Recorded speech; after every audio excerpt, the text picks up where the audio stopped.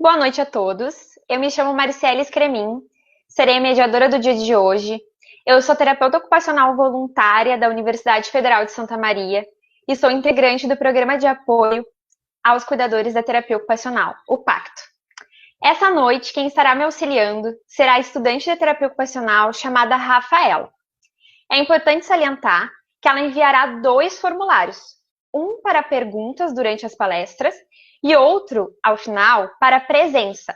Ela também vai ficar disponível no chat, tá, do Farol, para tirar qualquer dúvida referente ao evento. Então é com muita alegria e satisfação que a gente dá início, então, ao 8º dia do nosso primeiro Web Seminário Internacional do Cuidado, que acontece com o apoio da Universidade Federal de Santa Maria e da Associação Brasileira de Alzheimer, Subregional Santa Maria, Rio Grande do Sul. Gostaríamos de agradecer a presença de todos os inscritos que estão presentes aqui hoje. Enfim, eu tenho a honra de convidar a professora Rony Almeida Domingos para introduzir o eixo Diferentes abordagens em cuidados paliativos, com a temática Cuidados paliativos na geriatria. A professora Rony é médica geriatra, com especialização no Hospital das Clínicas da Faculdade de Medicina da Universidade de São Paulo, possui especialização em cuidados paliativos pelo Pallium Latinoamérica Oxford e atua como professora do Centro Universitário SESMAC e é tutora das Ligas de Geriatria. Seja bem-vinda, professora Rony. Eu lhe passo a palavra. Olá, boa noite. Boa noite a todos. Fiquei muito feliz com o convite. É muito bom poder compartilhar com a equipe multidisciplinar, com estudantes, sobre algo que é fundamental, que é o cuidado ao paciente na doença avançada e que em algum momento a gente vai lidar com eles. Então, muito grata pelo convite. O evento tá lindo, parabéns. Eu fico muito feliz de ver estudantes se movimentando, se mexendo, num tempo que está todo mundo meio parado e eu vendo, sabe, várias ligas, vários estudantes se reinventando. Então, a gente que é professor fica realmente com o coração cheio de gratidão e de orgulho de vocês. Podemos começar, não é? Posso começar? Então, vamos lá. Deixa eu compartilhar aqui a tela para a gente começar. Então, saudações alagoanas para vocês. Vamos lá, deixa eu ver. Me confirma que vocês estão vendo a tela. Deixa eu colocar em tela cheia. Marciele, só me confirma que vai. Tá aparecendo, agora tá abrindo. Tela Ok? cheia, confirmado. Uhum. Então vamos lá, gente. Ih, saiu. Deixa eu ver. Ok? Tudo Ok, certo? voltou, tudo certo, tudo Então certo. vamos lá, gente. Para falar um pouquinho de cuidados paliativos em geriatria, eu queria começar falando de um caso clínico, para que a gente pudesse pensar um pouquinho e tornar esse pensamento do paciente com doença avançada concreto. Né? Quem escolhe a área de geriatria, gerontologia, é um profissional que precisa estar atento para ampliar os seus cuidados para funcionalidade. A gente vai muito para esse olhar da funcionalidade. É claro que a terapia ocupacional dá um banho em relação a isso, entende tudo de funcionalidade, a fisioterapia também. Para nós, na medicina, tem sido um aprendizado abrir os olhos para a funcionalidade. Então, vamos lá. O Cícero, 87 anos, viúvo, católico, 3 filhos, um deles falecido, um professor aposentado com diagnóstico prévio de demência e DPOC. Ele vem apresentando piora nos últimos anos, com exacerbações da doença e episódios infecciosos, com dispneia aos esforços, mesmo fora das crises, de caráter progressivo, vem piorando. Limitado em casa, necessita de ajuda até para as atividades de vida diária, com várias internações hospitalares prévias. Há 2 dias ele teve uma piora clínica, rebaixamento do nível de consciência, dispneia e torpor. Tosse produtiva também. E a ausculta pulmonar tinha crépitos em terço médio e basais bilaterais com roncos espaços. Eu não sei se vocês estão com um caderno e caneta, é sempre bacana quando a gente vai assistir alguma aula, ter algum lugar para rabiscar. E aí eu vou parar 30 segundos, menos de um minuto, para que vocês pudessem colocar algumas observações a respeito dele. É claro que cada um na sua área, mas que pudesse ampliar. O que vocês acham que o Cícero tem? O que vocês acham que deveria ser o cuidado com ele? O que vocês fariam se vocês fossem atender esse paciente? Tá? Vamos esquecer um pouquinho as divisões das áreas de saúde, mas de acordo com o que você tem entendimento, o que você já viu, o que você sente apto de falar e de pensar, escreve alguma coisa sobre o Cícero. O que você acha que o Cícero tem e o que você faria com o Cícero? Qual seria a sua conduta? O que você acha que a família, a equipe profissional deveria fazer?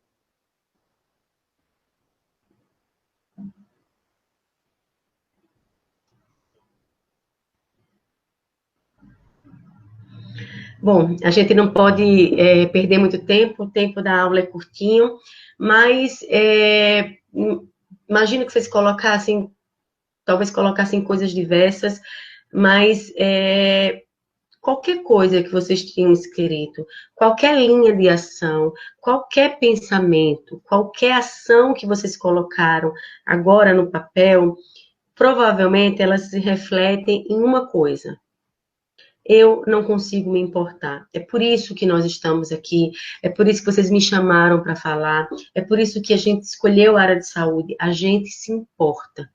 É por isso que nós estamos aqui. E se a gente se importa com o outro, se a gente se importa com o sofrimento do outro, a gente precisa tentar enxergar as necessidades do outro e como agir, quando agir e de que forma agir, respeitando a sua individualidade e respeitando a história natural da sua doença. O envelhecimento é hoje um fenômeno, é fato, eu não vou parar, gastar tempo para falar sobre isso. A expectativa no Brasil vem aumentando, e vem aumentando o número de muito idosos, né? Não só idosos, mas aqueles muito idosos, acima de 80 anos, também vem aumentando de forma acelerada, inclusive.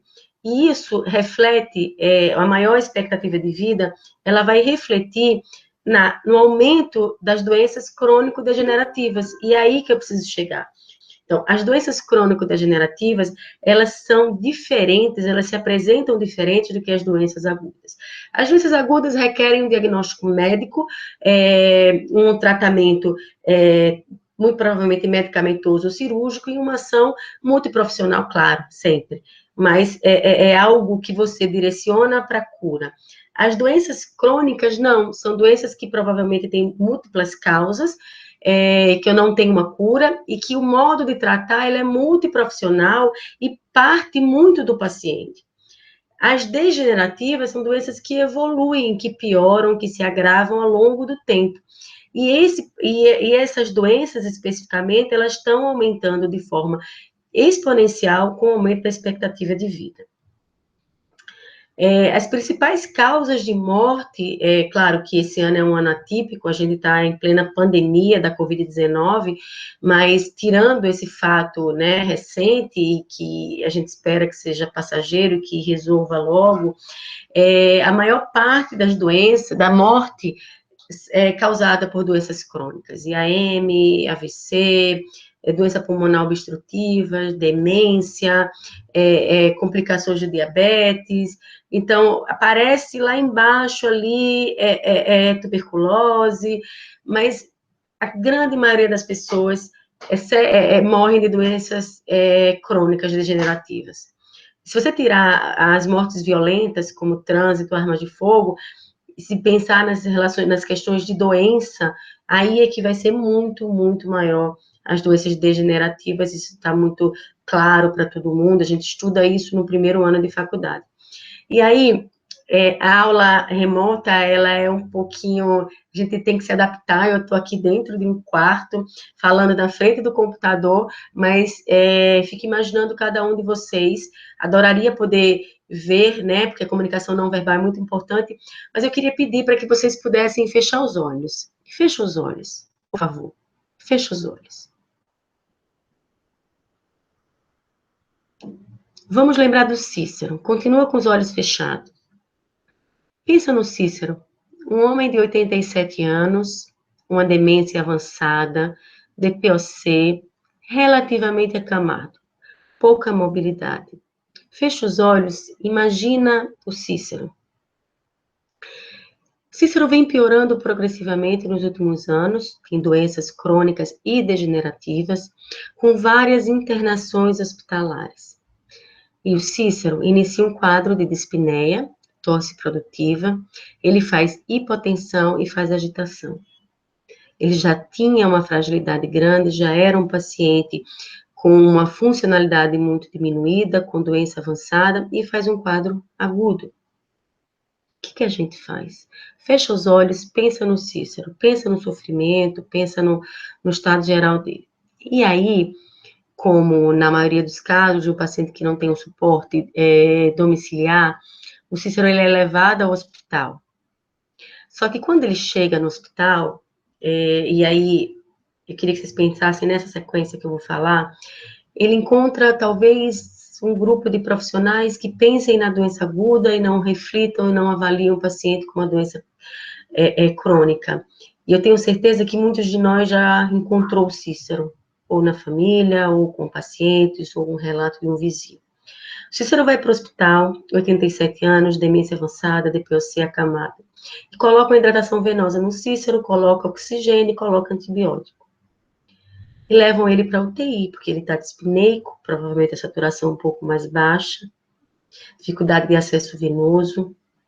E o Cícero começa a agitar, ele tem uma agitação. O Cícero agitado na UTI, sem acompanhante, provavelmente um ambiente frio, sem roupa, amarram o Cícero, contém ele no leito. A gente chama de contenção, mas é amarrar uma pessoa no leito. Se imaginem amarrado numa cama, ele vai piorar a agitação. E aí, ele não está se alimentando. Colocam uma sonda nasointeral e uma sonda vesical. Então, ele tem uma sonda no nariz, uma sonda peniana, ele está amarrado na cama. Quem de nós nunca viu um paciente assim? Pode em qualquer UTI desse país que vai ter alguém igual o Cícero. Ele começa a perder o acesso venoso periférico, ele fica cheio de equimoses no braço e faz um acesso venoso central. E ele rebaixa, ele piora a saturação, talvez tenha feito pneumotórax, nesse acesso venoso central, e ele é entubado. E aí cai a pressão do Cícero, e aí colocam noradrenalina. Cai a pressão mais ainda, aumenta a noradrenalina. Nesse momento, chamam a família. E falam para a família que vocês estão lutando para trazer o Cícero à vida. Mas vocês não falam sobre o sofrimento a qual ele está sendo submetido. Ou se fala que todo esse sofrimento é justificado, que em nome da ciência esse sofrimento é justificado. Ele começa a ter uma diminuição de diurese. E aí se aumenta a hidratação agora, se é que já não tenha sido aumentado desde o começo. Aumenta a hidratação, vai piorar a dispneia. Se ele não foi entubado naquele momento, ele vai ser entubado agora. Se ele está entubado, vai piorar a troca gasosa, vai piorar a gasometria dele, porque deram muito líquido para ele. Muito provavelmente, essa hidratação volumosa já começou antes dele ir para a UTI, ou no começo da internação na UTI, antes de entubar. Aumenta a hidratação, aumentou a droga vasoativa, mas a pressão continua caindo. Você aumenta novamente a noradrenalina. O paciente começa a ter cianose. Podem abrir os olhos. É isso que a gente vê. Me parece que a equipe médica luta contra a morte como se a morte fosse o inimigo. E nesse meio do caminho tem alguém que sofre.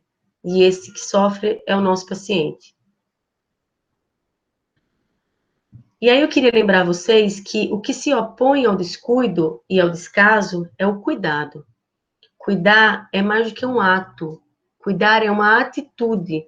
Portanto, ele abrange muito mais do que um momento de atenção. representa uma atitude de ocupação, de preocupação e, sim, de responsabilidade afetiva com o outro. Responsabilidade e envolvimento afetivo. As pessoas confundem muito de envolvimento afetivo com empatia. Eu sempre falo que a gente fala muito que empatia é bom, mas será que é? Será que eu preciso sentir a dor do outro para cuidar dele? Será que se eu sentir a dor do outro não vai me impedir de cuidar dele melhor? Eu prefiro falar em compaixão. Compaixão, ela é ativo. Eu enxergo o sofrimento do outro e vou agir de forma ativa para diminuir o seu sofrimento. É muito importante o envolvimento afetivo. Sem um envolvimento afetivo, a gente não consegue vender uma bala, por exemplo. Mas eu preciso enxergar que a história do Cícero pertence a ele. A história dos filhos e dos netos do seu Cícero pertence à família deles. Não é a minha história. Mas ele está sofrendo. Cuidado paliativo é uma abordagem que promove a qualidade de vida de pacientes e seus familiares que enfrentam doenças que ameaçam a continuidade da vida, através da prevenção do alívio e do sofrimento.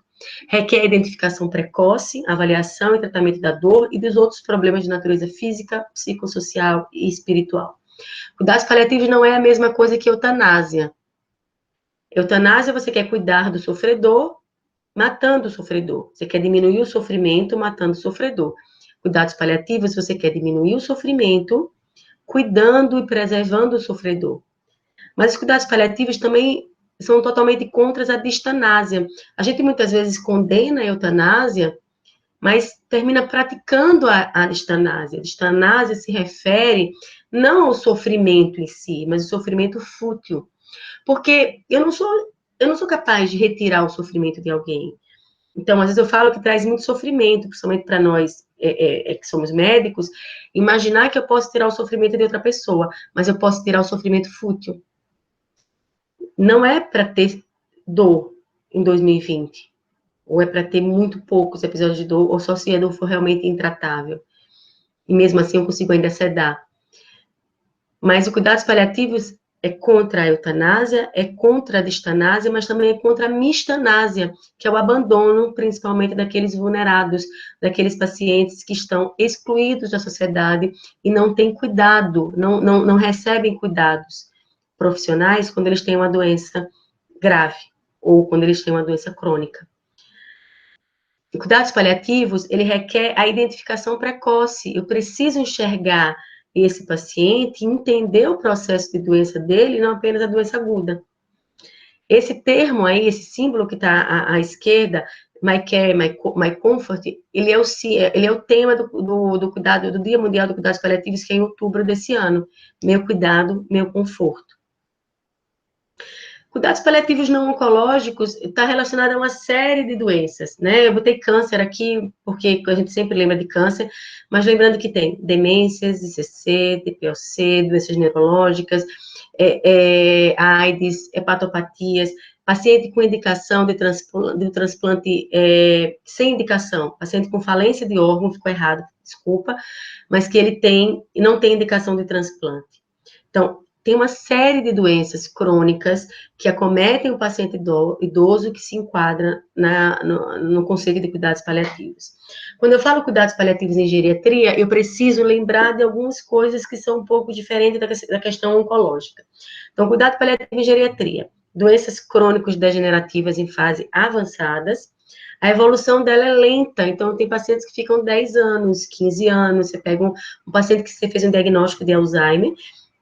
Hoje em dia a gente luta muito por diagnóstico precoce, então ele tem a fase leve e com o tratamento eu consigo, né, aumentar esse tempo de vida útil, mas chega um momento que ele vai chegar na fase avançada, com 10 anos, com 12 anos de diagnóstico.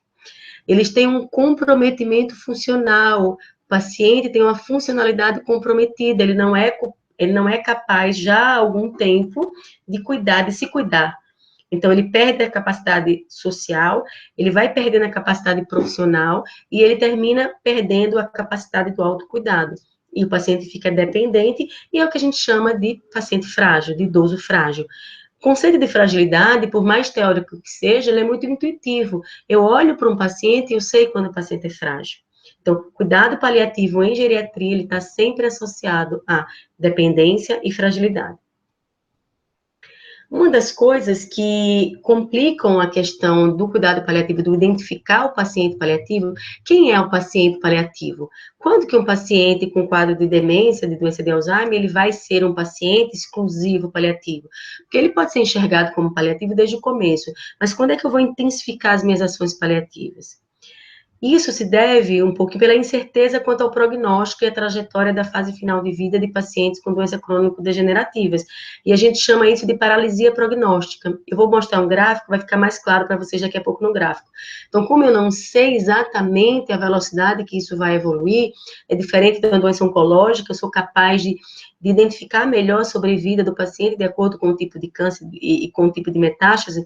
No paciente geriátrico, no paciente com demência, no paciente que tenha múltiplas sequelas de AVC, demência vascular, paciente com doença neurológica, eu não consigo determinar muito bem, e isso faz com que a gente enxergue o paciente de uma outra forma, como se ele tivesse uma condição melhor do que ele, na verdade, tem. E isso vai atrasar o início da discussão sobre cuidados paliativos e sobre a real efetividade dos tratamentos propostos até então. Então, é preciso que eu pare um pouquinho, enxergue o paciente não só com a crise aguda, enxergue o paciente como um todo. É claro que isso não pode nos impedir de tomar conduta, mas a forma que eu vou conduzir esse paciente é diferente. E eu acho muito interessante, eu acho que se alguém tem dúvida, por exemplo, de olhar um paciente idoso, de determinar, será que esse paciente é paliativo ou não é paliativo, essa pergunta ela é validada, quem tem acesso à Academia Nacional de Cuidados Paliativos é muito interessante, tem uns podcasts muito bons, que chama Palicast, e falaram sobre essa pergunta, é uma pergunta validada. Aí você pergunta para um paciente, você se pergunta, olhando para um paciente, pensa no Cícero, você se surpreenderia se o Cícero morresse nos próximos 12 meses? Eu acho que não. Se você responde, não, eu não me surpreenderia, é um paciente paliativo. Então, é uma pergunta simples de fazer e muitas vezes ela é superestimada. A gente ainda melhora a condição do paciente. Então, quando eu digo que eu não me surpreendo, é porque esse paciente realmente é um paciente paliativo. Então, o meu olhar para esse paciente deveria ser outro.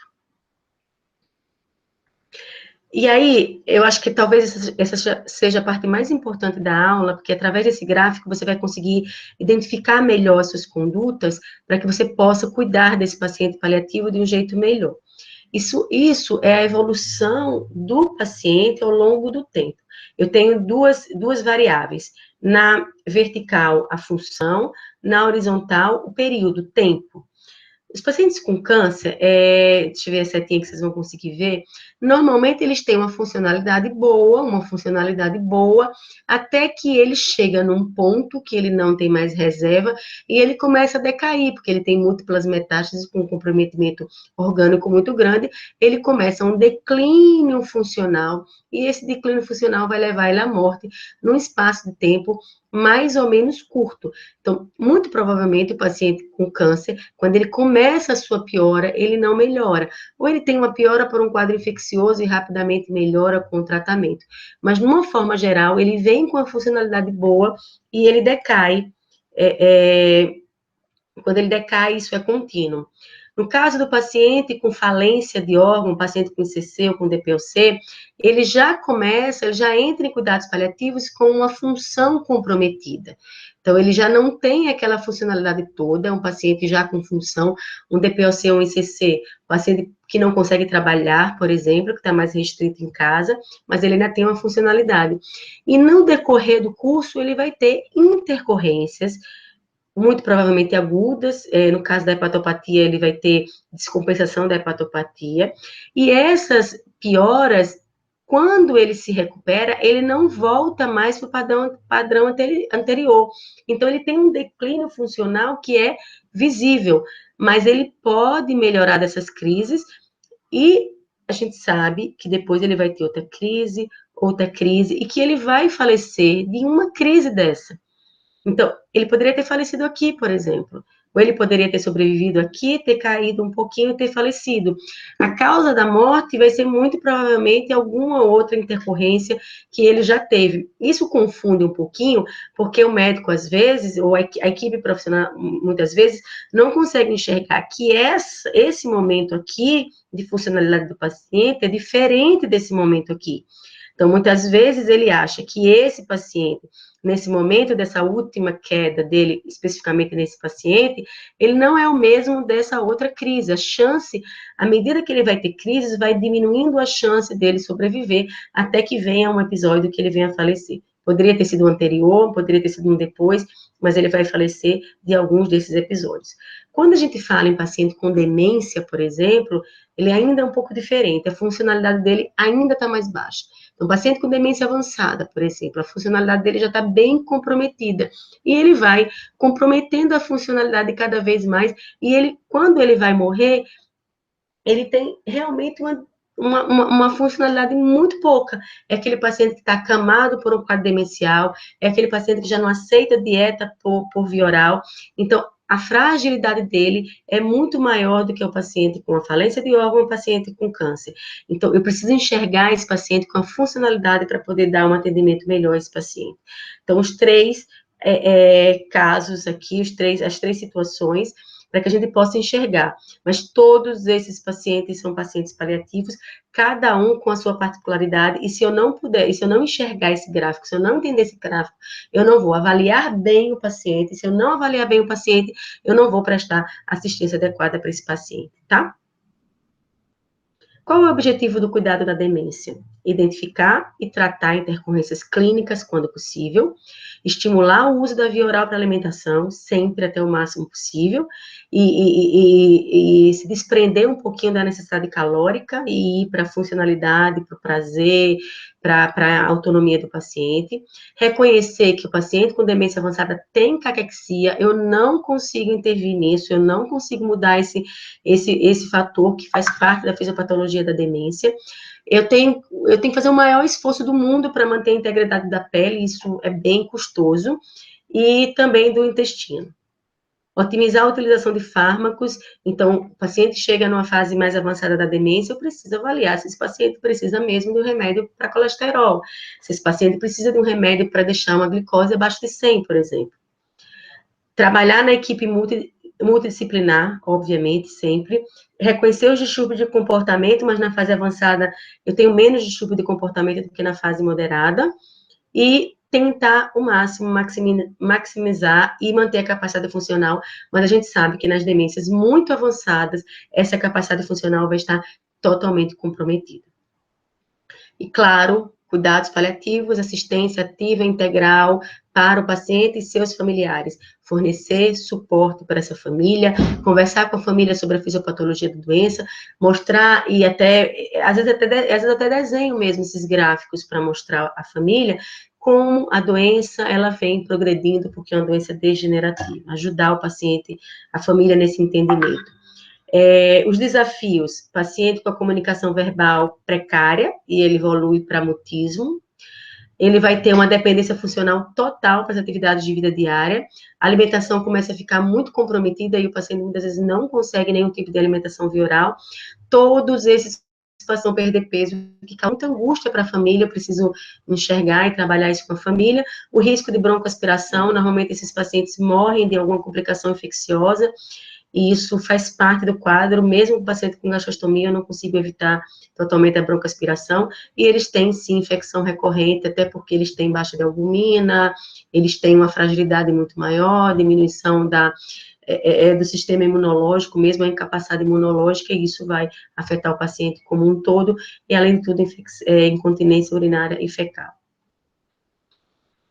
E aí vem a famosa sonda nasointeral, né? E aí eu fico imaginando, imagina se fosse o Cícero, né? É uma foto de uma mulher, mas a agressão que é uma sonda nasointeral e quanto que a gente precisa pensar se esses pacientes em doenças avançadas, em cuidados paliativos, deveriam fazer uso delas. Quando eu penso no AVC, para a gente acelerar um pouquinho, quando é que eu olho, quando é que o paciente com sequelas de AVC, eu tenho um olhar paliativo? Então, o paciente, quando tem uma escala de performance paliativa, quem nunca ouviu falar, dá uma pesquisada, performance status, escala de performance paliativa, você vai achar lá. Menor do que 40%, o paciente praticamente acamado, o paciente é incapaz de trabalhar, incapaz para o autocuidado, ele tem um comprometimento da ingesta alimentar e ingesta hídrica, o paciente fica uma parte do dia sonolento ou confuso, ele tem perda de peso de mais de 10% nos últimos 6 meses, ele tem uma queda de albumina sérica, isso mostra que o paciente tem um estado geral bem comprometido, a albumina baixa é fator de risco isolado para comprometimento funcional e para morte, e ele tem histórias recentes de aspiração, de broncoaspiração, e que eu não consigo mexer muito, mesmo com a intervenção fonoaudiológica, porque o paciente ele não tem reserva funcional, nem capacidade cognitiva, nem capacidade física de poder responder às intervenções de fono. Então, quando eu tiver um paciente com AVC, com essas características, ou com a maior parte dessas características, trata-se de um paciente em cuidados paliativos. Então, tenho certeza que se vocês encontrassem um paciente com todos esses sintomas, com esses sinais aqui, na hora que eu perguntasse, você se surpreenderia se esse paciente morresse nos próximos 12 meses? A resposta seria não. Então, olhar para o paciente idoso frágil, você se surpreenderia se esse paciente morresse nos próximos 12 meses? É claro que, mesmo a resposta sendo não, isso não é uma justificativa para eu não cuidar do paciente. Não é uma justificativa para mistanásia, para não ter compaixão. Mas que tipo de cuidado eu vou ter para esse paciente? Indicações de cuidados paliativos segundo as condições do paciente. Então, isso vocês encontram fácil na literatura. Quando o paciente tem uma doença que não tem cura, sequela de AVC, uma doença degenerativa, uma demência, o paciente tem uma doença grave e ele não deseja ser submetido a tratamento de prolongamento de vida. Isso fala muito particularmente sobre diretivas antecipadas de vontade, que é um assunto muito bacana, não sei se vocês vão ter ao longo do evento, mas eu sugiro que vocês possam ler um pouquinho sobre diretivas antecipadas de vontade. O paciente tem uma dor intolerável e intratável, eu não consigo tratar a dor desse paciente, mesmo que eu siga todos os protocolos recomendados, ou outros sintomas, o paciente tem um sofrimento psicossocial e espiritual não controlado. Então, quando a gente fala de sintoma, coloque dor, coloque náusea, coloque vômito e coloque também sofrimento psicossocial e espiritual. O paciente está indo frequentemente ao atendimento de emergência, o paciente está indo frequentemente, ele é admitido no hospital com o mesmo diagnóstico, então ele tem histórias de internações prévias, aquelas internações prolongadas que o paciente não melhora, então o paciente passa uma semana, passa 2, e esse paciente não consegue melhorar, mesmo com o tratamento adequado instituído, ou uma internação prolongada em UTI, um prognóstico reservado e sintomas não controlados, como eu já coloquei anteriormente. Então, esses pacientes, essa condição de paciente, são condições que exigem, não é que elas pedem, elas exigem um cuidado paliativo, uma ação paliativa. E cuidado paliativo eu também posso fazer em UTI, né? Que você fala assim, UTI não é lugar de paliativo. Eu não sei, às vezes o paciente precisa de um olhar mais próximo do médico para a infusão de uma bomba de morfina, por exemplo, ou o paciente entra na UTI sem ser paliativo, e lá na UTI a gente vê que ele é paliativo, o paciente teve um AVC, e aí ele vai para a UTI, e quando lá você vê que o comprometimento cerebral é muito grande, ele não evolui, ele não melhora, ou o paciente teve um infarto e evolui com uma falência miocárdica grande, com outro comprometimento funcional. Então, assim, o UTI também pode ser lugar de paciente paliativo, mas não é porque está na UTI que eu não vou fazer ações paliativas. Eu preciso diagnosticar bem o paciente, avaliar bem o seu prognóstico e ter um tratamento diferenciado para cada um desses pacientes. E aí, eu queria voltar, eu estou com 30 minutos, assim, cravado, eu vou demorar só mais 2 minutos.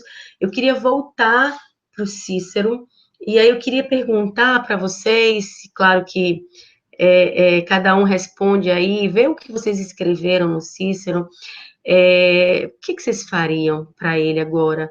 Esse paciente teria indicação de daquelas medidas invasivas? Tá está correto que ele tem que ter uma assistência, está correto que se ele não tiver um suporte domiciliar, ele precisa ir para o hospital, mas será que esse paciente precisa sofrer as agressões, né, entre aspas, agressões no sentido de invasões, sonda nasointeral, aumento de hidratação, uso de droga vasoativa, será que esse paciente, eu precisava ter aquela disputa entre a morte e a vida? Será que o Cícero não está num processo inexorável de morte? Será que ele não tem uma doença avançada e o corpo dele já está na fase final e ele não vai conseguir mais responder? Será que eu não poderia fazer um antibiótico por via subcutânea, fazer uma hidratação basal a esse paciente, aliviar a dor, aliviar a dispneia com morfina e aguardar? Já tive alguns pacientes, igual o Cícero, que foram feitos tratamentos domiciliares, os pacientes não faleceram. Então, identificar um paciente em cuidado paliativo não é um atestado de morte, é um atestado de como eu vou cuidar dele, como eu enxergo esse organismo dele. Esse paciente está em fase final de vida? Que tipo de tratamento eu vou oferecer a ele? My care, my comfort, né? Meu cuidado, meu conforto. Então, e se vocês fossem o Cícero? Que tipo de cuidado vocês queriam para você? Então, quando a gente fala sobre cuidados paliativos, a gente fala sobre o outro, mas a gente fala sobre nós também. Que tipo de cuidado eu quero ter? Que tipo de autonomia eu quero ser respeitada quando eu for muito idosa, se eu tiver o privilégio de ser muito idosa?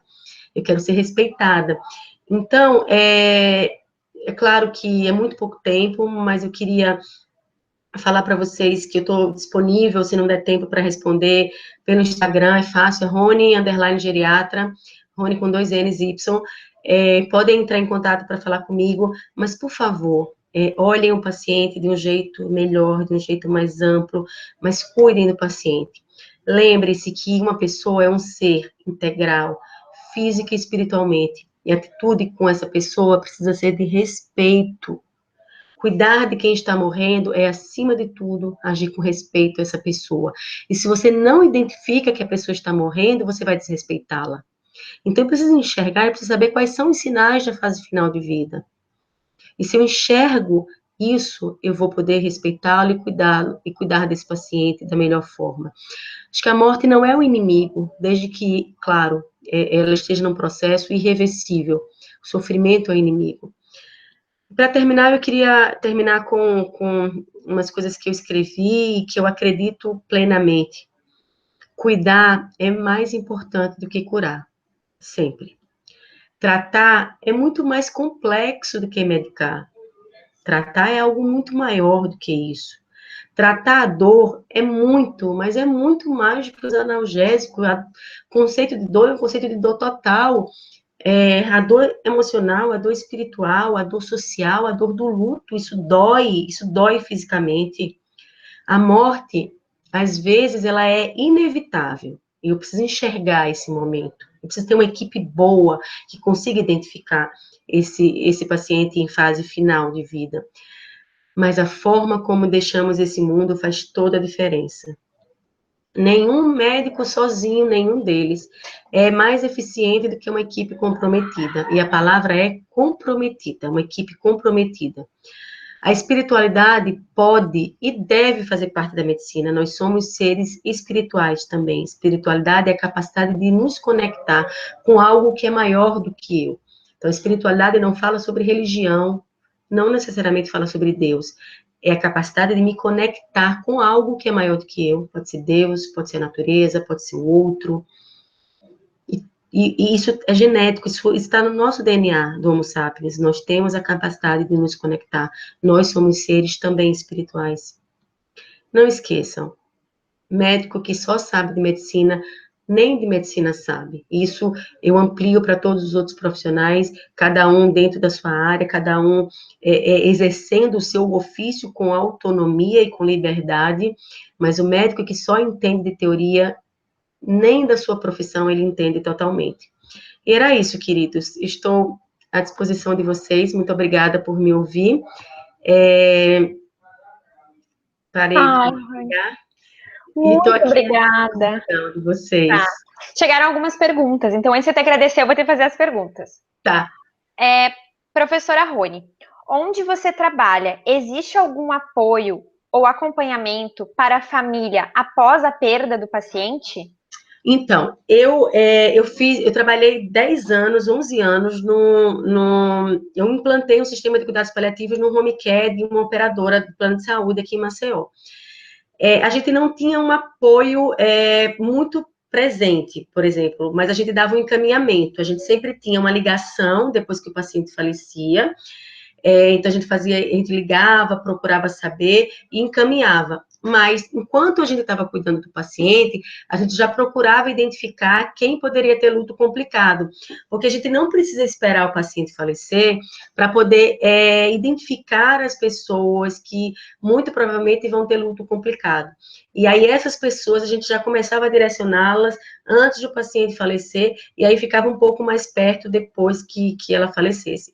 Eu acho que nem a maioria dos serviços não tem ainda, mas na hora que os gestores entenderem, e aí é nossa obrigação fazer com que os gestores entendam que uma pessoa em luto complicado tem 6 vezes mais chance de ter um problema de saúde e morrer do que quem não está em luto complicado, talvez eles consigam enxergar que cuidar dessas pessoas é gerir bem, seja o Sistema Único de Saúde, seja um plano privado. Perfeito. Agora tem uma pergunta que talvez corrobore com essa. Qual a importância da equipe interdisciplinar no cuidado paliativo? Ela não é importante. Ela é fundamental. Não existe cuidado paliativo. Na verdade, não existe cuidado de doença crônica sem uma equipe muito profissional. Então, eu acho que a gente precisa desligar essa chave, sabe? De dizer que, é bom quando eu tenho um fisioterapeuta na minha equipe. É bom quando eu tenho uma psicóloga, uma terapeuta ocupacional. Gente, não é que é bom. Não existe um cuidado de um paciente sem uma equipe. E eu sempre digo que em se tratando de cuidados paliativos, os protagonismos da equipe, eles variam, entende? Então, tem um momento que aquele paciente precisa muito de um médico, mas tem outro paciente, ou até aquele mesmo paciente em um outro momento, ele vai precisar mais de um terapeuta ocupacional, ou mais de um fisioterapeuta, ou mais de um psicólogo. Então, é bobagem a gente achar que sempre o médico vai ser o chefe, entre aspas, ou aquele protagonista maior do paciente. É claro que o fato do médico medicar e diagnosticar, isso é uma competência médica, o diagnóstico e o tratamento, então tudo começa a partir da avaliação médica e do tratamento medicamentoso, porque se você não controla a dor, ele não vai conseguir fazer mais nada. Mas isso é muito pouco perto do que eu posso fazer por esse paciente. Então, quando alguém perguntar a vocês qual é a importância, vocês descartam essa pergunta e falam que sem equipe muito profissional não tem cuidado ao paciente. Ela é uma condição inegociável para um cuidado de um paciente com doença avançada. Não é? Concorda? Concordo. Agora tem uma aqui. Como preparar um familiar para o caso de demência precoce para a evolução da doença? Primeiro, essa pergunta não tem resposta, não assim direta. Primeiro passo, conhecer o paciente. Eu vou falar uma coisa rapidinho que eu falo com os meus alunos de semiologia. Eu sou professora de semiologia. Então, quando a gente vai estudar anamnese, eu falo para eles que às vezes a gente faz uma anamnese como se fosse preencher carnê das Casas Bahia, por exemplo. Então, fulano, 2 filhos, professor, claro que o assunto da aula não era esse, eu não me detive.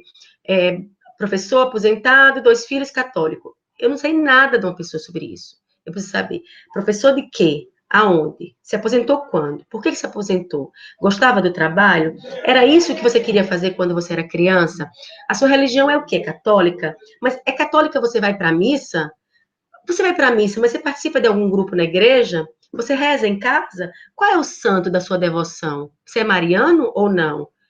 Se você é evangélico, qual corrente da igreja, qual linha evangélica você coloca? E as pessoas acham que não é competência da equipe profissional saber sobre religião. Claro que é. Todo mundo da área de medicina, da área de saúde, tem que gostar de estudar, de ler. Então, a gente precisa saber, pelo menos, alguns dogmas de cada religião, para que eu possa entender quais são os valores do paciente. Porque se você não sabe quais são os valores daquela família, o que é que aquele pai é para aquele filho, o que é que aquela mãe que está com a demência é para aquela família, eu não vou conseguir nunca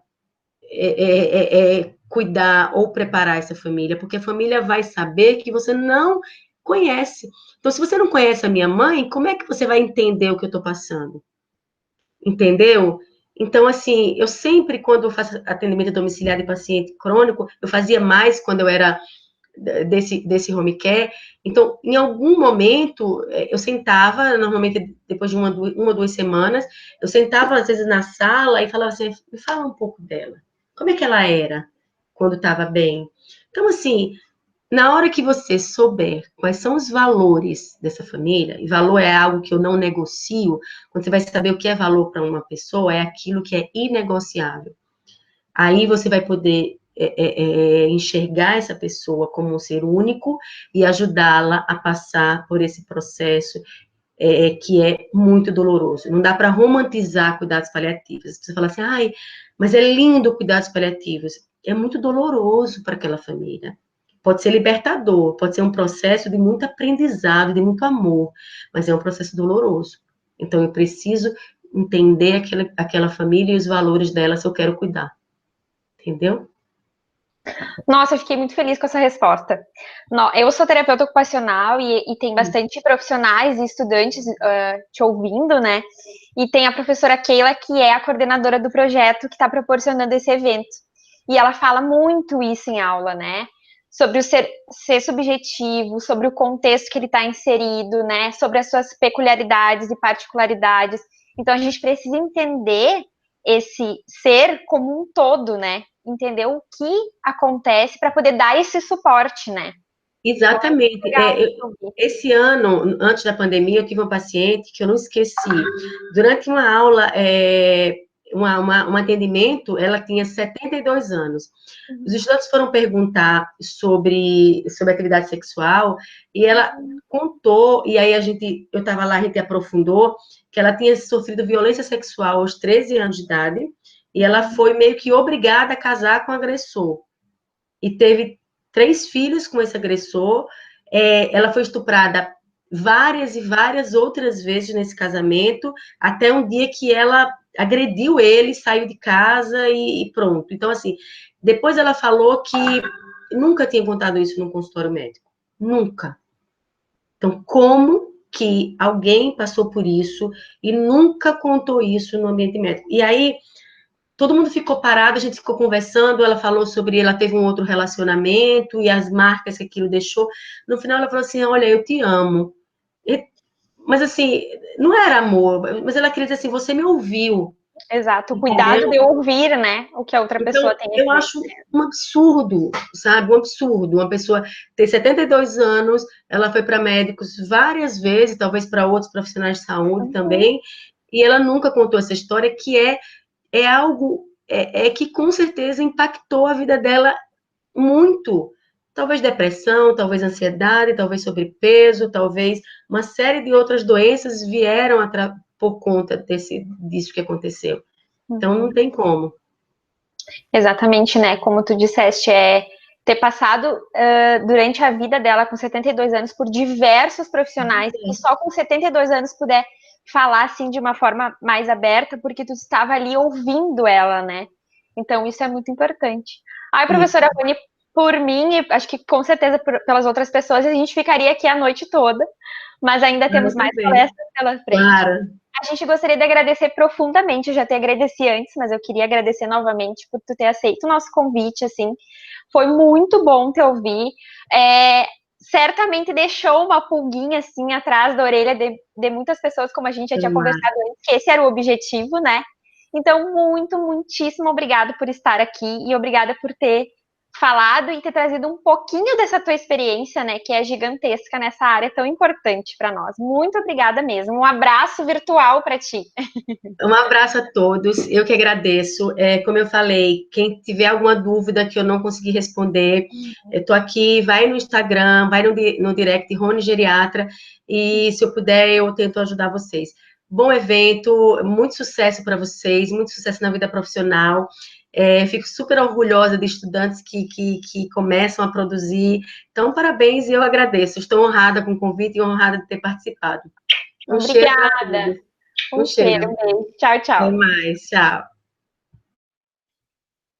Bom, então agora para dar seguimento ao eixo diferentes abordagens em cuidados paliativos, nós convidamos então a assistente social Graziele Galina Siger com o tema tanatologia. A Graziele, ela é graduada em serviço social pelo Centro Universitário Franciscano, Unifra. Ela é especialista em controle de infecção hospitalar pelo Hospital de Clínicas de Porto Alegre. Tem formação em tanatologia pela Rede Nacional de Tanatologia. É mestranda em gerontologia pela Universidade Federal de Santa Maria e pós-graduanda em preceptoria em saúde pela Universidade Federal do Rio Grande do Sul.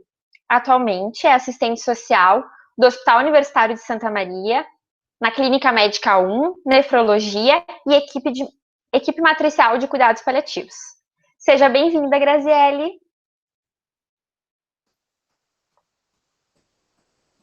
Olá, tudo Oi, bem? tudo bem, Grazi? Tudo bem. Eu vou compartilhar, então, a tela. Desde já agradeço, então, a comissão organizadora, né, pela oportunidade de conversar um pouquinho sobre a temática da tanatologia, né, e espero poder contribuir um pouco com essa temática. Vamos lá, então.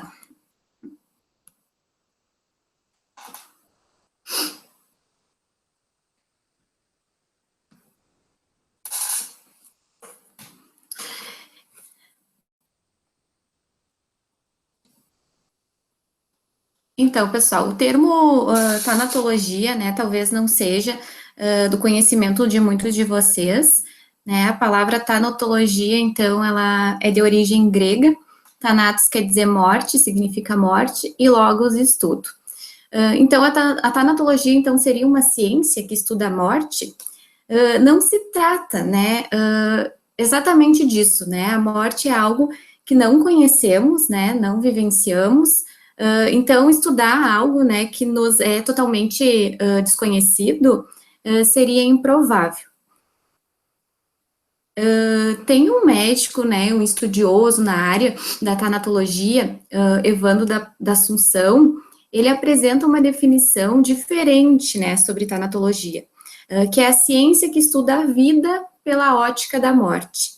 A morte, então, né, e o processo de enfrentamento é algo particular, individual, né, de cada ser humano, e está relacionado a diversos fatores. Dentre os fatores, né, a gente pode elencar alguns, que são os pessoais e familiares, fatores de personalidade, influência histórica e sociocultural, histórico pessoal de perdas e de enfrentamento, educação para a morte recebida, né, características e circunstâncias da morte, né, ou doença, acesso a informações, desculpa, e apoio recebido. Antes, então, de aprofundar, né, sobre o tema, eu trago para vocês, de maneira bem breve, né, um pouco do surgimento da tanatologia, né, no mundo e no Brasil. A nível mundial, então, o pioneiro foi o William Osler. Ele realizou um estudo da morte, publicado em 1904. Ele discutiu, então, aspectos fisiológicos e psicológicos com relação à morte. O objetivo principal, né, do seu trabalho foi amenizar, né, o sofrimento de pessoas em final de vida, envolvendo questões como suicídio, luto, a eutanásia. No Brasil, né, o estudo da tanatologia começou com uma psicóloga, a Vilma Torres. Ela foi fundadora, né, do Instituto de Pesquisa Psicossociais, da Fundação Getúlio Vargas, no ano de 1980, depois coordenou seminários, que culminou, então, né, na elaboração de vários livros. Eu não vou me atentar, então, tá, à contextualização histórica da tanatologia, porque ela é bastante extensa, porém, assim, né, quem tiver interesse pela temática, eu sugiro buscar, né, o aprofundamento.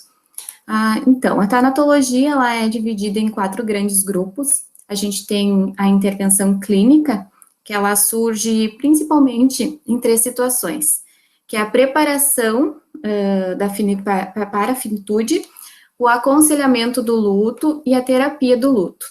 Essa prática, essa intervenção é geralmente realizada pelo psicólogo. A intervenção, então, em instituições de saúde, em hospitais e outros serviços, por exemplo, é na preparação para a morte, né? É aquilo que a doutora Rony trouxe, né? Abordagem de cuidados paliativos. A intervenção, então, em organização trabalhistas foca o cuidado com o funcionário, né? Com a preparação para as perdas e morte. E a intervenção na área educacional é a educação para a morte, assim, desde da comunidade, da escola, das universidades. Então, afinal, o que é morte, né? Conceituar, né, a morte é algo complexo, né? Varia, né, de acordo com diferentes culturas, religiões, enfoques científicos, por exemplo, né? A concepção e a elaboração, né, da representação da morte, ela está relacionada, né, ao contexto sócio-demográfico-cultural, né, que estamos inseridos. Então, assim, para muitos, né, eu coloquei algumas frases, né, o que significa, afinal, a morte, né? É o fim da vida, é o fim do novo ciclo, é um novo começo, é uma passagem, né? Do ponto de vista biológico, né, a gente entende que a morte, ela representa o cessamento das funções vitais, desculpa.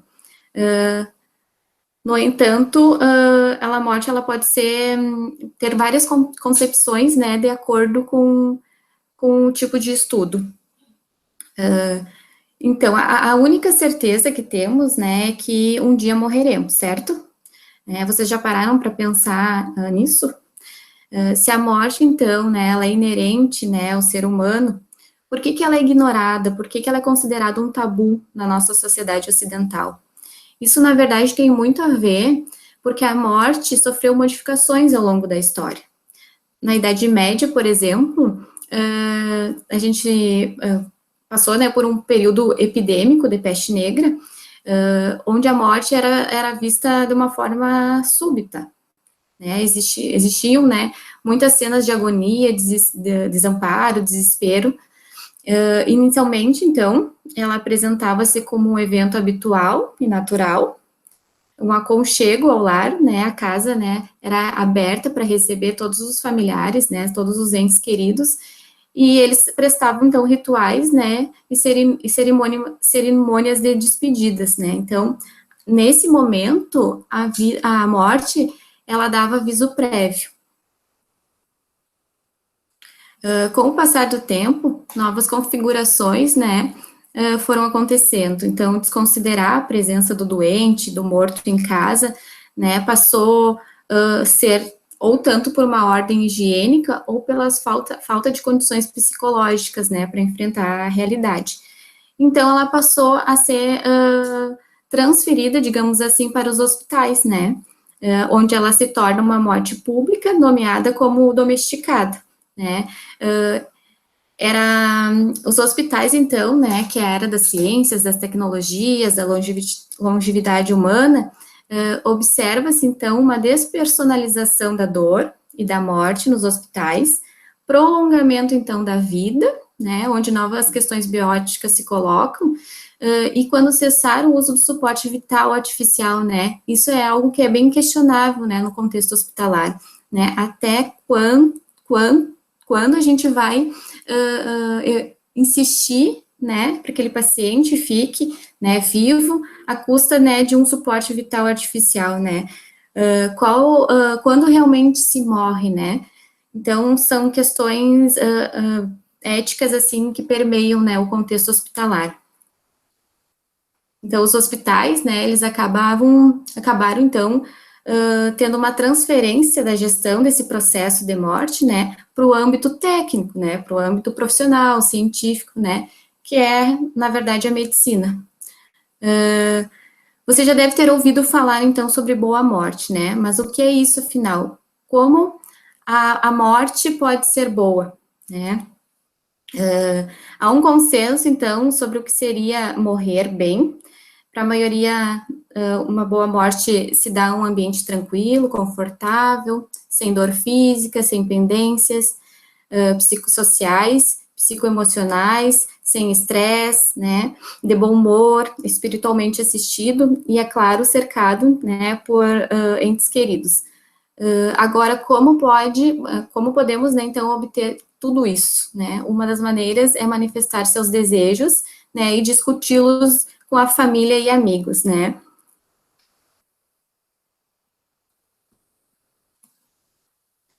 Então, quando a gente fala em tanatologia, a gente automaticamente liga, né, os cuidados paliativos, que tem seu princípio fundamental, reafirmar a vida, né, e ver a morte como um processo natural, né. O cuidado paliativo em si, ele centra a importância da dignidade da pessoa humana, né, vulnerável, limitada, aceitando a morte como uma etapa natural da vida, né. Então, a gente tem essa ideia que o ser humano cresce, se desenvolve, né, e lá no final da vida morre. Nem sempre é nessa trajetória, mas isso inevitavelmente vai acontecer, né, porque a morte, ela é algo irreversível. Compreender, então, que o diagnóstico de uma doença complexa nem sempre é que a gente vai obter a cura.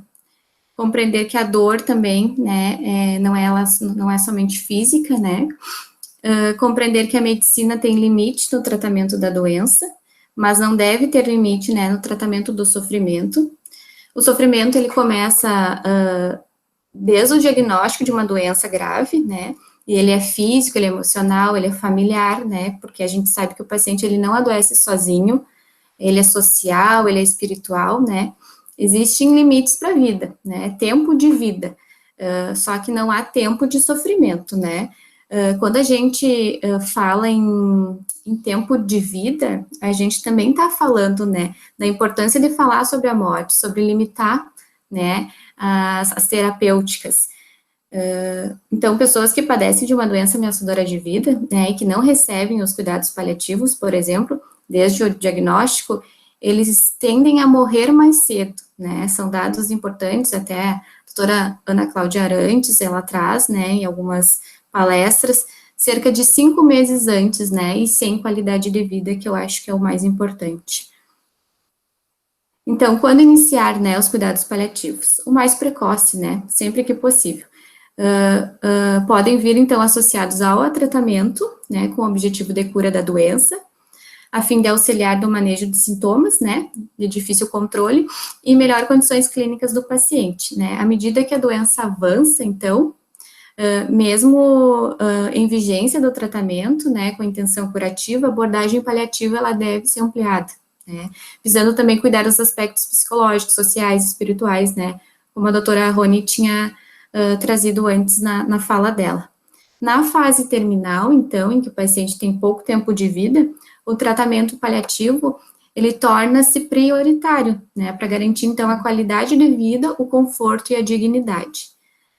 A transição, então, do cuidado com o objetivo de cura para o cuidado com a intenção paliativa é um processo contínuo, né, e sua dinâmica difere para cada paciente. É aquilo que a gente havia comentado antes, né, a dinâmica tem que ser individual, cada paciente é único, né, tem seus desejos, suas ansiedades, né, suas limitações, a sua história de vida, história familiar, né, e tudo isso ela deve ser levado em consideração.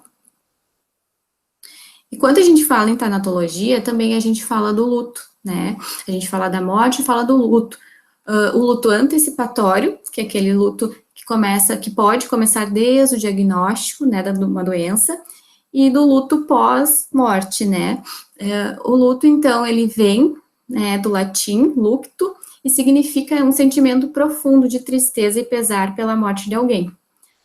Para a psicologia, então, o luto, ele está ligado aos processos que envolvem perdas, né, em diversos contextos, e podem ser muito mais abrangentes, né. A gente vai falar especificamente, né, do luto relacionado à morte, né, mas a gente sabe que tem o luto por várias outras perdas, né, perdas relacionados ao emprego, na verdade, várias outras. Em nossa cultura, então, ninguém é preparado, né, para vivenciar os processos de perda, né, mesmo sabendo, né, mesmo sabendo que mais cedo ou mais tarde a gente vai estar nessa situação. É algo que a gente tem que refletir. Por que não falar de morte, né? Por que não? E os desafios, então, de maneira geral, é essa questão, né, de fazer parte da nossa tarefa enquanto profissional é educar, né?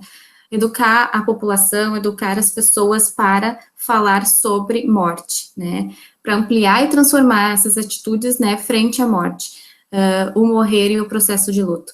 Essas atitudes, né, elas são indispensáveis, né, para facilitar, então, o enfrentamento diante desses processos. Quanto mais a gente falar sobre morte, quanto mais a gente levar em consideração que todos nós somos seres humanos, né, seres que inevitavelmente vamos morrer, a gente se prepara ainda mais para lidar com esse processo. E como, então, que se dá a educação, né, para a morte? A educação é através da comunicação, né, são os processos básicos de todo o processo educativo. Um dos principais objetivos do trabalho do educador, né, para a morte é facilitar o processo de comunicação, da expressão de sentimentos e necessidades do indivíduo, família, né, e de outros envolvidos. Isso é algo que os cuidados paliativos, né, faz muito, né, que é aquilo que a doutora Rony estava falando, de ouvir, né, de ouvir o paciente, ouvir suas angústias, né, fazer uma escuta qualificada, para assim a gente conseguir, né, fazer as nossas intervenções enquanto profissionais. E eu vou deixar uma frase, então, para vocês, que é: diante da morte, as coisas irrelevantes se tornam ainda mais irrelevantes. Aqui são as referências. Muito obrigada. Muito obrigada, Grazi. Chegaram umas perguntas aqui para ti. Uhum. Como é a formação em tanatologia? Como que é o percurso, assim, para ter essa formação? Tá. Deixa eu só ver se tá ligado meu microfone, tá? Assim, a minha formação é na Rede Nacional da Tanatologia, ela dura 18 meses, e as aulas são EAD, são, né, todas EAD, na verdade, isso antes da pandemia mesmo, né, a gente faz algumas avaliações, né, e é um estudo basicamente online. A gente estuda, assim, ó, desde da parte da tanatologia, da história, né, da tanatologia, suicídio, luto, questão de cuidados paliativos, a morte no envelhecimento, a morte na infância, enfim, N temas. Grazi, eu quero te pedir um favor para te fechar a tua transmissão do teu slide para te poder aparecer um pouco maior. Aí, agora tem mais uma pergunta. Qual a importância, na sua opinião, da temática de tanatologia nas disciplinas de curso da área da saúde? De incluir essa reflexão sobre a temática de tanatologia nessas disciplinas? O que tu acha sobre isso? Acho que é fundamental, né? Com o passar dos anos, isso acho que de alguma forma está sendo introduzido, né? Aos poucos, né? A gente não ouvia falar muito em cuidados paliativos, era algo muito distante para nós. Hoje eu acho que está muito mais presente, né? Na academia, enfim. Eu acho extremamente relevante a tanatologia, né? O tema, porque assim, a nossa população, ela está envelhecendo, né? A gente sabe que tá modificando a pirâmide. E, consequentemente, com o envelhecimento, a gente vai ter muitas doenças crônicas, pessoas, né, vivendo mais, mas com doenças crônicas, né, e havendo também essa questão da limitação, né, de esforços terapêuticos, enfim, limitação, o que demanda, né, um olhar ainda mais sobre a morte, sobre esses processos de morrer. Tem ainda uma última pergunta, que é: como desmistificar o processo de morte desde a graduação?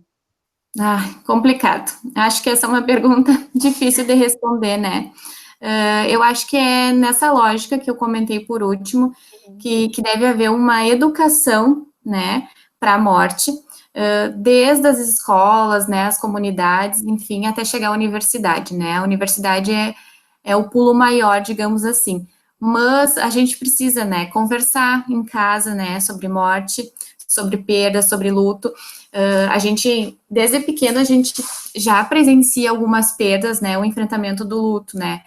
Quando a gente perde o cachorrinho de estimação, quando a gente troca de colégio e não quer trocar, né? De alguma forma a gente vivencia vários lutos, né?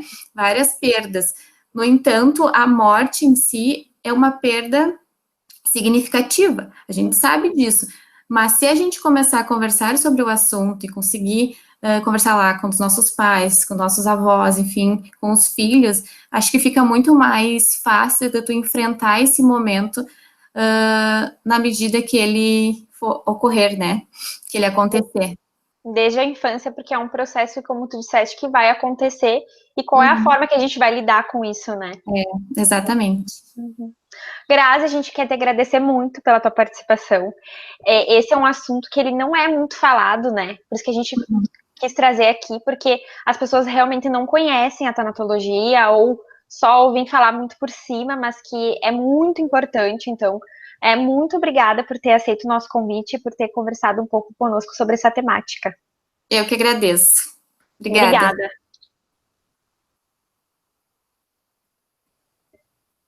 Bom, então agora a gente vai convidar para finalizar o eixo Diferentes Abordagens em Cuidados Paliativos a Luiziana Filipim Onofrio, com a temática Atuação da Terapia Ocupacional em Cuidados Paliativos. A Luiziana ela é terapeuta ocupacional do Hospital Universitário de Santa Maria. Ela possui especialização em reabilitação físico-motora pelo FSM, tem experiência em reabilitação de pacientes internados pelo Serviço de Atenção Domiciliar em Cuidados Paliativos, e ela também é membro da equipe matricial de paliação do Hospital Universitário aqui de Santa Maria, o USME. Seja bem-vinda, Luiziana.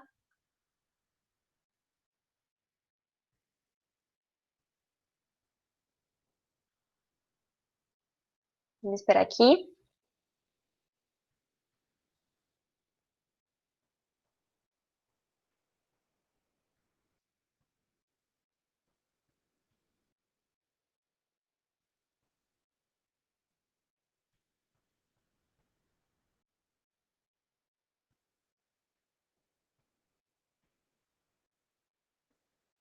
Luí, tu nos ouve?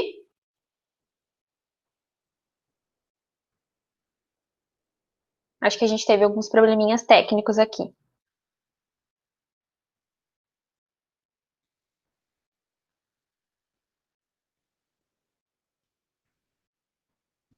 Agora deu. Oi, Luí, tudo bem? Seja bem-vinda. Olá, tudo bem? Obrigada. Tudo bem? Você já fez as apresentações? Já. Já te apresentei. Consegui só conectar agora. Não tem problema. Tranquilo? Estão me escutando bem? Sim, estamos te vendo e te escutando. Tá joia, então.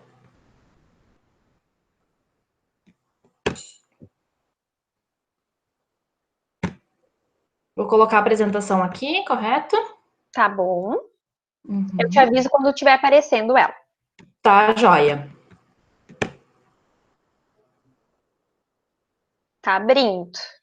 Uhum. Aí, deu certo, Luiz. Já tá a tua apresentação aparecendo aqui pra gente. Tá joia, então. Posso começar? Pode, fica à vontade. Então tá. Boa noite, pessoal. Primeiramente, eu gostaria de agradecer, né, a todos do Pacto pelo convite. Eu estou muito feliz em estar aqui essa noite, né? Então, a minha palestra, na verdade, vai encerrar a noite de aprendizado de vocês. Não, então, é com grande alegria que hoje eu apresento a atuação da terapia ocupacional em cuidados paliativos. Eu acredito que um pouco da minha fala vai complementar o que a doutora Rony trouxe e o que a Grazi trouxe hoje para vocês, tá?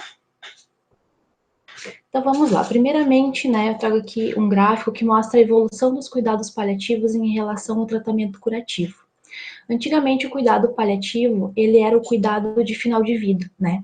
Quando esse paciente já estava com uma doença extremamente avançada. Então, hoje, o que se preconiza? É um cuidado paliativo precoce. Então, no momento do diagnóstico de uma doença crônica, a gente já oferta o tratamento paliativo. Então, aqui a gente tem uma pessoa que recém descobriu, por exemplo, um câncer. Ela tem bastante tratamento curativo e um pouquinho de tratamento paliativo. No momento em que essa doença ela vai avançando, as possibilidades curativas elas vão se esgotando e o tratamento paliativo ele vai aumentando. O cuidado paliativo ele não se esgota, né? Quando o paciente vem a óbito, porque a equipe de cuidados paliativos ela auxilia esses familiares no pós-óbito, no luto. Acho que, se tratando de terapia ocupacional, eu não poderia deixar de falar um pouquinho sobre a funcionalidade. E no cuidado paliativo, a gente tem duas escalas muito importantes. Uma delas é a escala de Karnofsky, né? Ela é uma escala de desempenho que foi inicialmente desenvolvida para avaliar a capacidade física de pacientes oncológicos. Só que ela também é utilizada para avaliar outras doenças crônicas. Então, a escala, ela vai de 100% a 10%. Então, 100%, né, é um paciente sem sinais, sem queixas, né, com a sua funcionalidade plena. À medida que o Karnofsky ele vai baixando, ali 90, 80, 100, a gente vê mais sinais e sintomas, e é um paciente que tem uma redução muito significativa da sua funcionalidade. Muito parecida com a Karnofsky, que eu trago aqui, a PPS, que é a Palliative Performance Scale. Ela foi desenvolvida em 1996, no Canadá. Ela é utilizada, né, pela equipe como um instrumento de comunicação. Ela consegue descrever rapidamente o status funcional desse paciente.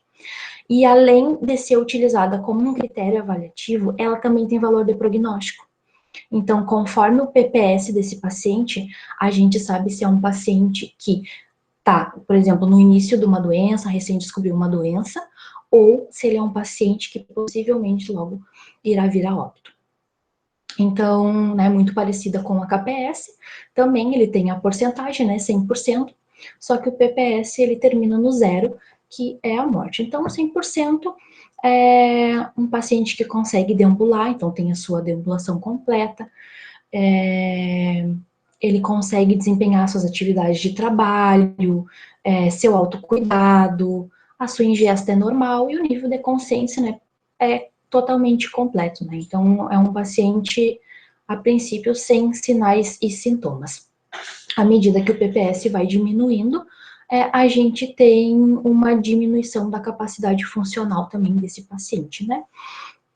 Ali 10, por exemplo, um paciente totalmente acamado, não consegue mais desempenhar as suas atividades de lazer, suas AVDs, enfim, é um paciente com sensório mais rebaixado. Eu trago aqui estratificação do plano de cuidados, porque eu gosto muito de fazer essa estratificação. Por quê? Porque a gente, terapeuta ocupacional, trabalha muito com plano de tratamento, né? Então, esse plano de tratamento, ele pode ser curto, médio e de longo prazo. Então, conforme a estratificação, é o modo que eu vou conseguir traçar esse plano juntamente com o meu paciente. Então, a estratificação do plano de cuidados, ela traz o cuidado paliativo dividido em 4, tá? Cuidado paliativo precoce, cuidado paliativo complementar, cuidado paliativo predominante e cuidado paliativo exclusivo. Cuidado paliativo precoce é quando o paciente é portador de uma doença que ameaça a vida, só que ele apresenta um bom status funcional. Ele tem um KPS ou um PPS superior a 60. A prioridade dele ainda é o tratamento curativo ou restaurativo, e o prognóstico dele é estimado de meses a anos. Então, é um paciente que a gente consegue trabalhar muita coisa, porque a gente tem muito tempo, né? Claro que a menos que aconteça uma intercorrência no meio do caminho, obviamente. Então, é um paciente que a gente consegue trabalhar processo de finitude de vida, realização de desejos, processo de despedida. Cuidado paliativo complementar, então, o paciente ele é portador, obviamente, de uma doença que ameaça a vida, só que ele apresenta um status funcional intermediário. O KPS e o PPS dele fica entre 40% e 60%. E o prognóstico ele é estimado de semanas a meses. Chama atenção aqui para o cuidado paliativo predominante, que os encaminhamentos médicos, infelizmente, ainda hoje, vêm para nós, né, da equipe de cuidados paliativos, o paciente em cuidado paliativo predominante, que é quando ele já tem um baixo status funcional. Então, a gente não consegue trabalhar muita funcionalidade com ele. É um paciente que fica a maior parte do tempo acamado ou sentado na poltrona. Ele tem um KPS, um PPS bem reduzido, menor que 40%. E essa doença de base dele, ela já não pode mais ser reversível. O prognóstico é estimado de dias a semanas. E o cuidado paliativo exclusivo é o cuidado de final de vida. Ele apresenta um baixo status funcional, né? O KPS também é menor que 40%, igual o cuidado paliativo predominante, só que a gente tem um declínio muito rápido e irreversível do estado geral. A condição clínica do paciente, ela decai muito rapidamente. E a gente tem um prognóstico estimado, infelizmente, de horas a poucos dias. Aliás, de dias a horas, perdão. Aqui, então, os principais objetivos da terapia ocupacional em cuidados paliativos. Um deles é o resgate das atividades significativas. Então, quando a gente vai atender um paciente, o que a gente precisa saber? Principalmente a história de vida dele, seus gostos, seus desejos, e cabe a nós, da terapia ocupacional, fazer esse resgate dessas atividades, que pelo adoecimento, pelo processo de internação, ficaram interrompidas. E a gente nunca foca no déficit dele, e sim nas suas capacidades remanescentes, nas suas potencialidades. Não só em cuidado paliativo, mas sempre quando a gente vai trabalhar com o paciente, o terapeuta ocupacional deve focar na independência e na autonomia. Então, se a gente pega um paciente com um KPS 60, 70, 80, a gente consegue trabalhar muito a independência dele. Com treino de atividade de vida diária, com adaptações de utensílios, adaptações do ambiente, tanto hospitalar quanto domiciliar. Então, essas são as estratégias para a manutenção dessa capacidade funcional. Se a gente encontra um paciente mais debilitado, naquele cuidado paliativo predominante, exclusivo, a gente não consegue trabalhar a independência. Então, qual é o nosso foco? Autonomia. Autonomia que deve ser estimulada. Então, mesmo que esse paciente ele tenha sequelas irreversíveis, que ele possa sempre exercer a sua capacidade de escolha, até o último dia da vida dele.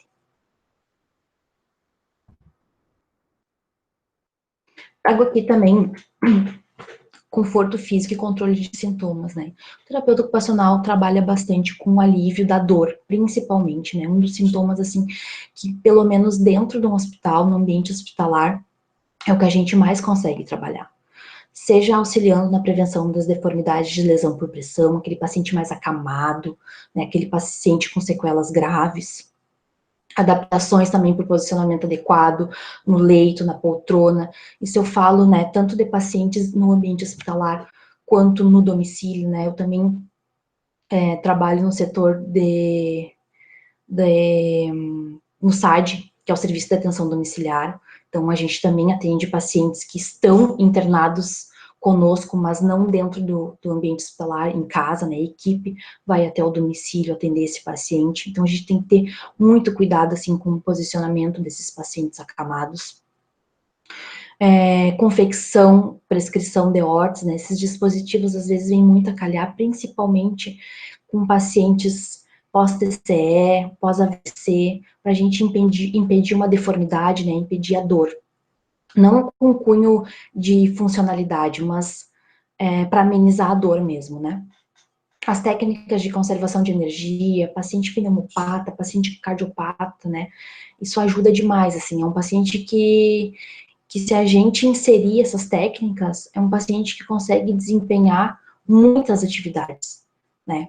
Tanto de trabalho, de lazer, as AVDs, e essas são as atividades muito significativas para ele. E falando em atividades significativas, eu trago de novo, né? Eu já tinha falado antes.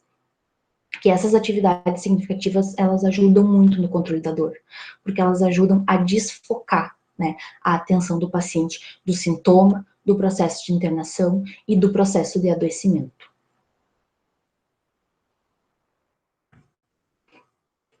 Comunicação e expressão, então, também é um dos objetivos do terapeuta ocupacional em cuidados paliativos, que é a utilização de estratégias de comunicação, principalmente aquela que a gente conhece bastante, a comunicação alternativa.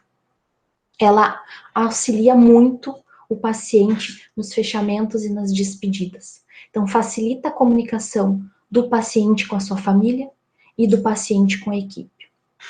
Aqui na primeira foto, à esquerda, foi um paciente que eu tive, internado em domicílio, então, pelo serviço de atenção domiciliar.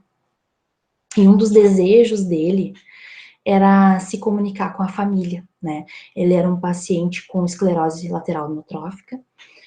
Na época que a gente começou a atender ele, ele já tinha perdido todos os movimentos, então os movimentos que haviam restado eram flexão e extensão de cervical. E eu, juntamente com as estagiárias que estávamos atendendo esse paciente, fizemos uma prancha, né, com as letras do alfabeto e com os nomes das pessoas que faziam parte ali, na verdade, os principais familiares, né, as pessoas que moravam junto com ele. E a gente conseguiu adaptar uma ponteira, e era assim que ele conseguiu se comunicar, tanto com nós, da equipe, quanto com os familiares. E para fechar essa noite, porque foi riquíssima, né, com a fala da doutora Rony, da assistente social Grazi, eu trago para vocês uma reportagem que saiu no Diário de Santa Maria, né, aqui na cidade de Santa Maria, no Rio Grande do Sul. Falo isso porque sei que tem várias pessoas assistindo, né, de outras cidades e de outros estados, e até mesmo de Portugal. Eu queria contar um pouquinho para vocês, brevemente, a história da Valquíria, na verdade, o amor de Valquíria. E eu trago a Valquíria sem borrar o rosto dela, porque esse foi um pedido dela. Ela disse, me mostre para todo mundo, conte a minha história para todo mundo. E é isso que eu estou fazendo hoje, tá? Eu estou contando a história da Valquíria, e vocês vão ver algumas fotinhos dela, vai aparecer ela, a família dela, então por isso que não tem o borramento no rosto, tá? A intenção é justamente essa. Então a Valquíria ficou internada conosco no serviço de atenção domiciliar, foi no ano de 2019, ano passado. Ela, uma paciente super jovem, 42 anos, né, descobriu um câncer de pâncreas, e durante os atendimentos de terapia ocupacional, ela comentou que antes de morrer gostaria de realizar um sonho, e o sonho dela era casar. E, nossa, a gente ficou muito surpresa com isso, né? E aliás, e não só nos atendimentos de terapia ocupacional, ela relatou isso. A que está do lado dela ali é a enfermeira Marina, minha colega ali do hospital universitário, também trabalha comigo no serviço de atenção domiciliar, e ela comentou isso com a Marina também. E eu e a Marina conversando, enfim, e aí dissemos, a Valquíria gostaria muito de casar, né, ela tem um companheiro, né, tinha um companheiro, mas ela gostaria de oficializar esse amor. E a Marina disse, Lui, vamos? Topa? Eu disse, topo. Vamos lá, vamos realizar o casamento da Valquíria, sim. E aí a gente fez um grupo, né, no WhatsApp, e colocamos o nome de Amor de Valquíria, e várias pessoas quiseram ajudar, né, e logo, assim, esse grupo já estava lotado de pessoas, e todo mundo, assim, todo mundo quis ajudar de uma forma, assim, às vezes não com muita coisa, mas com o que tinha. Estava muito empenhado na causa, sabe? Acho que isso foi o mais lindo de ver, assim, o empenho das pessoas em querer ajudar. Eu vou passando aqui para vocês umas fotinhos, tá?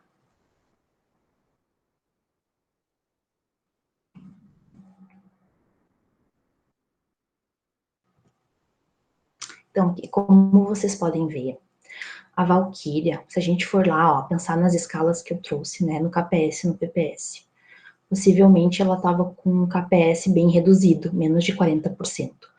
É uma paciente, né, que estava com uma doença bem avançada, ela já não estava mais deambulando, então a gente precisou do auxílio da ambulância do hospital, com técnico de enfermagem.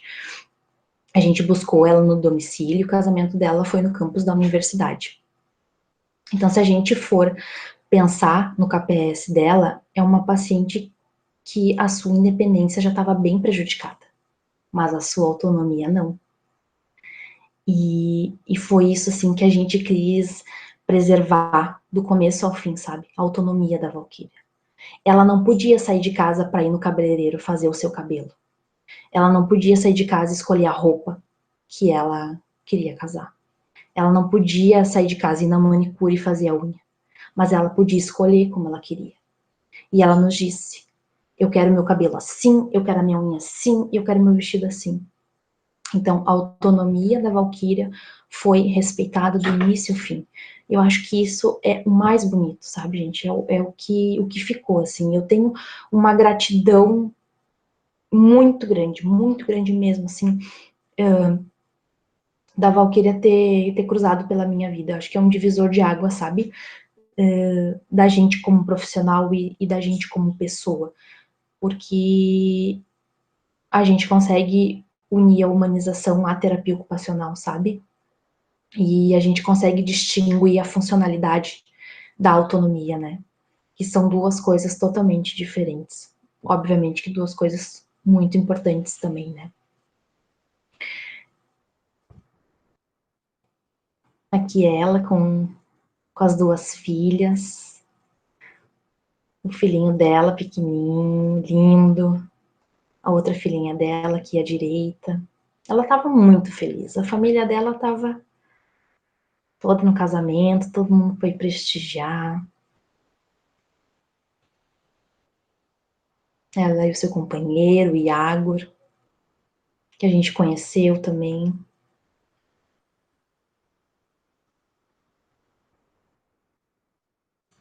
E, por último, eu deixo para vocês esse slide onde mostra o olhar da Valquíria. Eu acho que ele transmite tudo de mais lindo, assim, é um amor, assim, que não tem explicação, sabe? E eu digo uma coisa para vocês, a Valquíria, ela foi guerreira do começo ao fim. Ela lutou do começo ao fim. E ela não lutou para se curar, porque ela sabia que a doença dela não tinha cura. E que ela iria falecer logo. Ela lutou para realizar os seus sonhos. Ela lutou até o último dia da sua vida, né? Para ser feliz, para ficar com os filhos, para ficar com o marido e realizar os seus desejos, os seus sonhos. Então, é essa a mensagem que eu deixo para vocês hoje. E é assim que eu encerro a minha apresentação. Muito obrigada.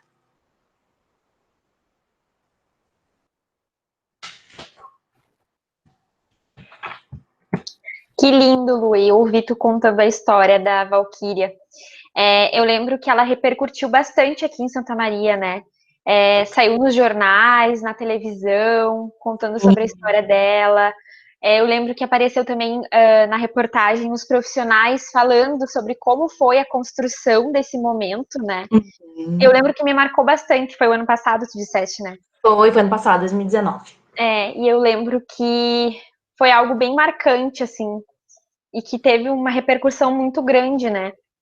Que bom que vocês, enquanto equipe, conseguiram proporcionar esse momento para ela e a realização desse sonho, né? Promovendo essa autonomia que é sensacional, assim. Eu fiquei bem emocionada, cheguei a me arrepiar ouvindo você falar, né? Eu sou terapeuta ocupacional, então é sempre bom ouvir, né? Outra terapeuta ocupacional falando sobre as suas experiências, principalmente em cuidados paliativos, que é tão importante, né? Maravilhoso, né? Maravilhoso. Ai, muito obrigada por ter trazido esse aconchego, assim, no final dessa noite. Oportunidade. Agradeço muito a oportunidade de estar aqui essa noite conversando com vocês. Ai, obrigada. Chegaram algumas perguntas, tá? Tá bom, vamos lá. Vamos lá. Como é a participação do aluno em formação no hospital universitário nos cuidados paliativos? Então, na verdade, assim, o hospital universitário, ele tem uma equipe, que é a equipe matricial de paliação, né, que conta com uma terapeuta ocupacional, que no caso sou eu. Então, eu acredito que no currículo do curso de terapia ocupacional não exista, né, não tem um estágio, aqui pelo menos na universidade, um estágio em cuidados paliativos. Mas eu já abri vaga para o paciente, para o aluno fazer práticas comigo, e ele também atuou nessa equipe juntamente comigo. Isso Ah, existe, mas o estágio especificadamente não. tá. Lu, e as gurias me avisaram aqui e pediram para te fechar a tua apresentação para te aparecer um pouquinho maior agora. Ah, tá.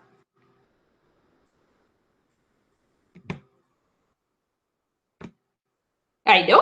Aí, deu. Tem mais perguntas. Tá. Ó, onde você trabalha, existe algum apoio à família após a perda do paciente? A mesma pergunta que foi feita para a Rony. Vocês Ah, acompanham o paciente, né? Tu disse que tem atendimento domiciliar pelo USME. Como que funciona isso? então, quando o paciente ele está conosco internado pelo serviço de atenção domiciliar, Uhum. geralmente a gente consegue fazer uma visita pós o óbito, né? A gente espera que um período pelo menos de uma semana e a gente consegue. Mas eu confesso para vocês que nem todos a gente consegue fazer essa visita. Porque, por exemplo, agora a gente tem mais de 30 pacientes internados no serviço, né? Então, nós somos uma equipe. É um médico, mais um médico residente, duas enfermeiras, duas técnicas, né, daí um profissional de cada área, multiprofissional. Então, a gente não consegue dar conta de toda a demanda, infelizmente. Então, o que é mais feito são ligações pós-óbito. Uhum. E que é importante, né? Que bom que vocês Extremamente. conseguem, que bom que vocês conseguem pelo menos manter essas ligações, já que não tem tantos profissionais assim para poder atender os pedidos, né? Mas seria extremamente importante, sabe? Que a gente conseguisse manter o acompanhamento, que é como que eu trouxe antes ali na apresentação, né? O cuidado paliativo, ele não pode terminar no óbito do paciente, ele precisa continuar. Como a terapia ocupacional pode auxiliar a ressignificar o processo de morrer, tanto para o paciente e para o luto com os familiares? Então, eu acho que varia do modo como cada terapeuta ocupacional gosta de trabalhar. Então, para mim, trabalhar essa ressignificação, esse paciente, ele precisa ser um paciente como a Valquíria, entender o seu processo de finitude. Infelizmente, nem sempre a gente consegue trabalhar isso com todos os pacientes, porque nem todos conseguem entender o seu prognóstico e o processo de finitude da vida. Mas assim, eu já fiz várias abordagens, né? E elas podem ser das diversas maneiras. Eu lembro que eu tive um paciente há muito tempo atrás, que era atendido por mim e pela residente na época, era a Suzel, e ele conseguiu se despedir da família colocando bilhetinhos em caixinhas. Então, ele deixou caixinhas para presentear os filhos. Então, foi essa maneira que ele conseguiu ressignificar a sua morte, deixando algo Significativo? ativo e um presente que vai ficar para sempre. É uma caixa de memória que acabou ficando para sempre para os seus filhos. Que lindo isso. Acho que varia muito, assim, conforme o terapeuta gosta de trabalhar e conforme aquilo que o paciente traz. Chegou uma pergunta legal aqui para saber assim, ó, como é a interação do terapeuta ocupacional com o familiar do paciente em cuidados paliativos? Há alguma atividade em conjunto com TO, paciente e família? Uhum. Então, eu acho que eu falo novamente aquilo que eu havia dito. Eu acho que depende de como o terapeuta ocupacional gosta de trabalhar. Nem sempre eu atendo os pacientes com o familiar junto, né? Porque às vezes o paciente não quer que o familiar fique. Então isso varia muito, né? Acontece muito. Então, nem sempre eu trabalho com esse familiar. Às vezes sim, no caso da Valquíria, por exemplo, foi um trabalho mútuo, né? equipe, paciente, família. Às vezes, no hospital, dificilmente a gente consegue fazer esse trabalho, né, essa tríade. E eu acho que varia muito, assim, cada terapeuta ocupacional tem uma linha de trabalho. É legal, né, porque a Rony falou um pouco sobre isso, a Graziele falou sobre isso, tu falou sobre isso, sobre a importância de entender a individualidade de cada pessoa, né? Como que é essa relação familiar, como que isso se construiu durante a vida, né? Como são essas relações, o que tem de importância para o outro. Então, é ouvir o que o paciente tem a dizer, né? Escutar essa demanda e aí sim conseguir trabalhar em cima disso, né? Exatamente. O caso que eu falei, né, do paciente que colocava os bilhetinhos nas caixinhas, ele não queria que a filha ficasse, né? Então, ela saía do quarto e a gente ia atender ele. Então, foi o modo que ele escolheu de ser atendido, né? Então, nem sempre a gente vai colocar a família para participar. Claro. Lui, mais perguntas para ti. O quanto manter a autonomia do paciente em cuidados paliativos auxilia na evolução e ou tratamento? Tudo. Autonomia é tudo. Vocês lembram que a doutora Rony falou sobre diretivas antecipadas de vontade? Nada mais é que ele exercer a sua autonomia no seu cuidado. Então, por exemplo, um paciente que internou e descobriu hoje um câncer, vamos supor, ele já pode escrever a sua diretiva antecipada de vontade, dizendo: se a minha doença piorar e não tiver mais tratamento curativo, eu não gostaria de sonda nasentérica, gastrostomia, traqueostomia, ir para UTI. Então, isso é exercer a sua autonomia no seu tratamento, né? O paciente, ele não deve ser paciente, né? Ele deve ser o protagonista. Exatamente, é verdade. E se falando em terapia ocupacional, né? Um dos nossos principais objetivos é estimular a autonomia, né? Como tu bem disseste. Exato. Ó, chegou uma pergunta para ti. Como você faz para preservar a sua saúde mental em casos como o da Valquíria? Então, sabe que sempre me fazem essa pergunta? É mesmo? Sim, e eu nunca soube, de fato, a resposta. Eu não faço nada. Eu simplesmente consigo lidar com as situações.